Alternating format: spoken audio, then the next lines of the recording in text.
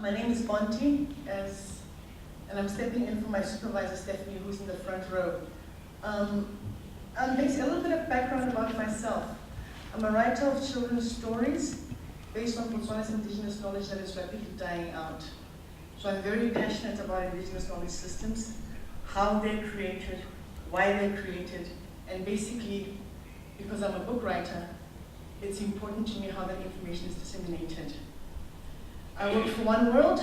They're based in Cape Town, South Africa, but I live in Botswana where I do most of my primary research. OneWorld is a huge organization, but in our team that is specifically looking at integrating local and indigenous knowledge into river basin management for effective climate change adaptation, there's 4 of us, 2 of whom are in this room. So if I'm unable to answer certain questions, they'll be there to reinforce. So my presentation will basically take you through me explaining what is the purpose of the program, why it was designed, to identify hotspots in southern Africa that have been identified as highly at risk to climate change, the scales, why are you working on a transboundary river basin, and how the two are linked. Because we have a vision, we want to work to enhance adaptation to climate change on a transboundary level, but I'm working on a community level to bring the two together in order to find a way forward. And then I will talk to you about the objectives of our research. Why are we doing what we're doing? How have we done it? What have we learned? What challenges have we come across? And what is our way forward? This is a work in progress. So my presentation is not based on outcomes or conclusions. We are learning new things every day and also growing in the process. So RCCP stands for Regional Climate Change Program. It is a program that was implemented by OneWorld Sustainable Investments. Earlier on, Fatima explained of these 59 transboundary river basin management systems in Africa. There is a need to do climate change research on a transboundary level. And OneWorld is going that route, especially in Southern Africa. This map shows the 4 areas that I spoke about earlier. There's the Zambezi River Basin, there's Malawi and surrounds, there's the Kavango River Basin, which I'm personally involved with because I live in the area. I'm very interested in what happens to rivers that are shared by 3 countries, because whatever happens, the rise and the fall of the Kavango is going to affect all those rivers, and the Limpopo River Basin.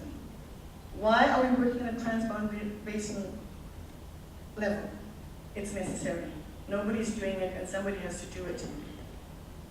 The Kavango Basin is our focus. As I explained, I like to work with an organization in an environment where I can actually see the relevance. Because when I work with organizations like OneWorld, when I find that they have made so much strides to research, to make partnerships with existing institutions to address scientific, political, indigenous knowledge to make good decisions, you have to go on board, seriously. So the plan, as I said, is we want to enhance adaptation on a transboundary level. I'm working with 3 communities in Botswana. We are gathering information, what is there, with a focus on water scarcity. And after that, we'll be able to inform policymakers to be able to make decisions based on evidence that we've gathered from the communities, from the institutions, and from our own scientific research. And that way we'll have a framework that is interactive, that allows the community to be able to put in information, get information back, and be able to make decisions that allow them to customize that framework. We're not going to go with a package and say, here it is, work with it, we've got all the answers. We're going to have a few things that are common to all of them, but they need to be able to take stock of their ecosystems, their cultural beliefs, their technology, their economies, their political situation, and work with the situation and fill in the details. This is the Kavango River Basin. It's shared by Angola, Namibia, Botswana. The Kavango River originates from Angola, goes through Namibia to Botswana. Angola uses it for agriculture, subsistence agriculture. Namibia uses it for forestry, subsistence farming, commercial farming, tourism. Botswana uses it for tourism, mining, and beef farming. Botswana being an end user makes it very vulnerable because whatever happens in Angola and Namibia will affect it. So, as I said, it is important that the three countries have an open dialogue about how the Okavango River Basin is used. My personal role is to collect indigenous knowledge from custodians. Mr. Mabu said yesterday, people are dying who've got that knowledge. People say that when an oral historian dies, it's like a whole library burnt down. My duty is to gather that knowledge while they're still alive, gather it, and work with our team to analyze it, validate it, integrate it with science where it's necessary, and to be able to inform regional climate change transboundary adaptation responses based on that evidence, and to be able to give that as a tool to all the communities and say, work with it. What methodology have we employed? We've identified 3 villages in Botswana. They're from totally different backgrounds. They've got totally different groups that speak totally different languages: agro-farmers, pastoral farmers, fishermen, people who rely on natural resources. We use storytelling. This ranges from sitting down with people and talking about stories that surround water, because through storytelling you find beliefs and additional information that an interview might not be able to trigger out.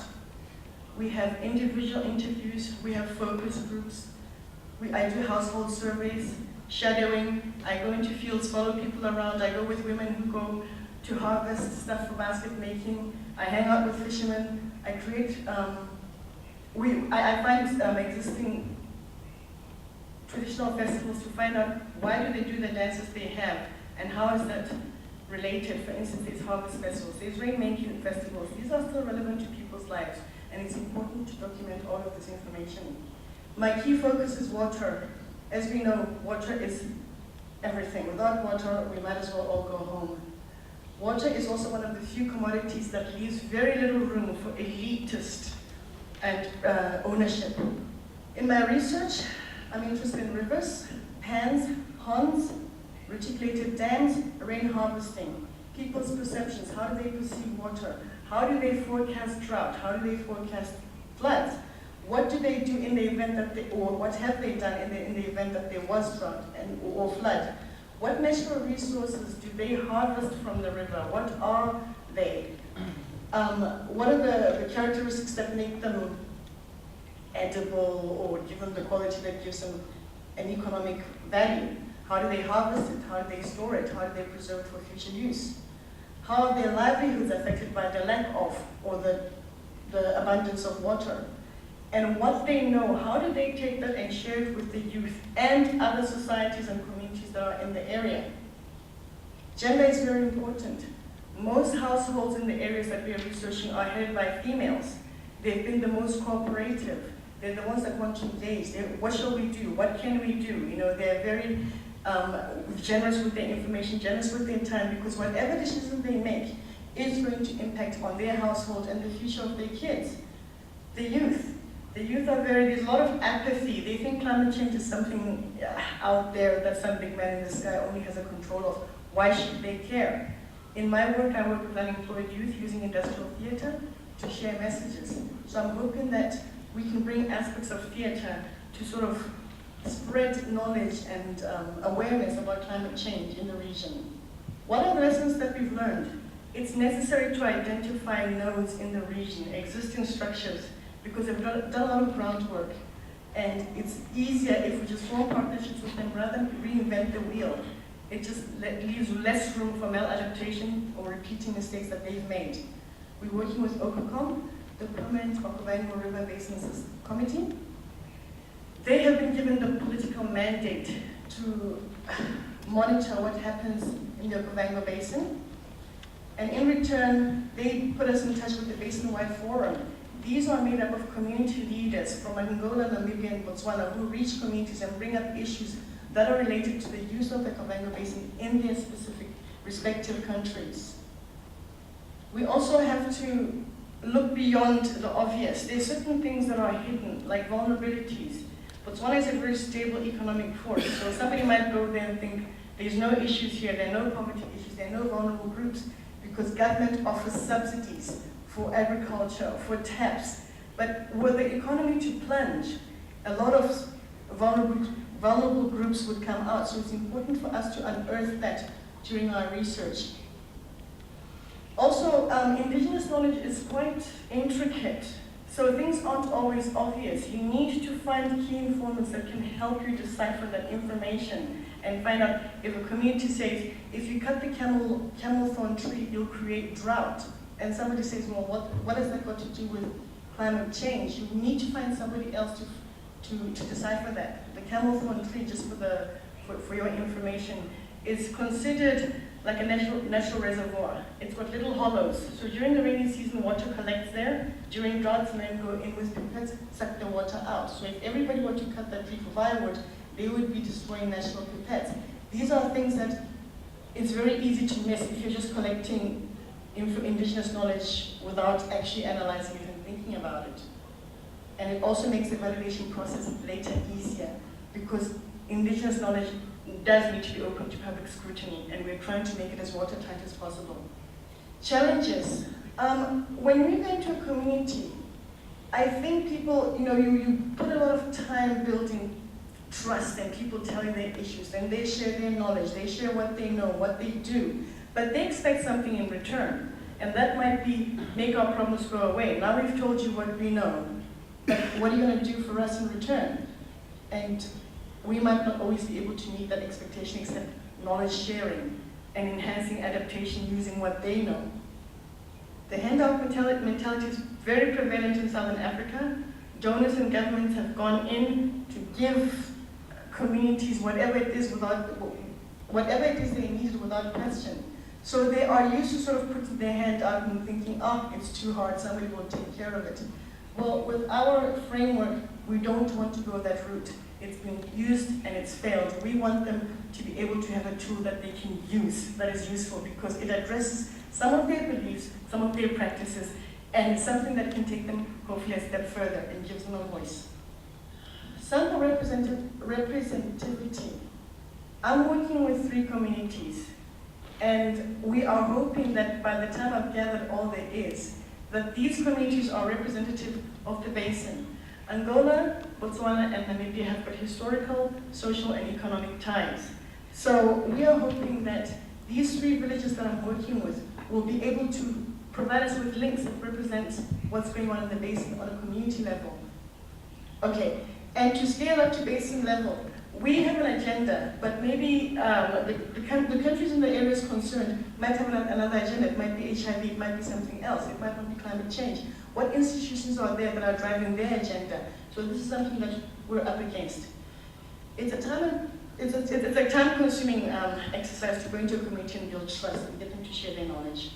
What have we learned that's important to tap into existing structures, which will help make the project sustainable later on? OCOCOM addresses political. Basin-wide forum addresses community level. Okavango Research Institute addresses scientific level. So we've got those areas covered, we work with them, and there's a back and forth as far as knowledge sharing. We need to keep our research contextualized. Our research is transboundary focused to climate change adaptation, and we don't want to really get bogged down into a small community in a small area at a specific time. We want to look at the bigger picture. It's important for us to validate the indigenous knowledge that we've accumulated in that area so that it can withstand public scrutiny and have its place. It's important that we disseminate that information to everybody, whether it's website or using whatever medium is available and is relevant to people. Participatory adaptation strategy, people have to be able to use it on a local, national, and regional level. Otherwise, it's going to be useless.